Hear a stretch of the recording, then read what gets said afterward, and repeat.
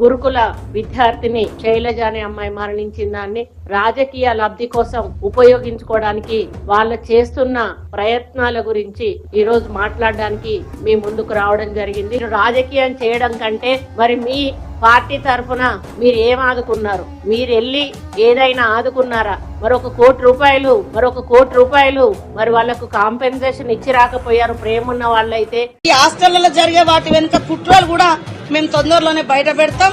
ఖచ్చితంగా కొంతమంది హాస్టళ్లలో ఉండేటువంటి వాళ్లతో కూడా కొన్ని లింక్స్ పెట్టుకొని అవన్నీ ఏమేమి జరుగుతున్నాయో అవన్నీ కూడా బయటికి తీస్తాం. ఆ అధికారులు ఎవరైనా అట్లాంటి వాటి కుట్రలకు తెరలేపితే వాళ్ళ మీద క్రిమినల్ కేసులు పెడతాం. సర్వీస్ నుంచి కూడా రిమూవల్ చేస్తామని కూడా ఈ సందర్భంగా హెచ్చరిక చేస్తాం. అదే చెప్తామంటున్నాం కదా, ఆధారాలతో చెప్తాం.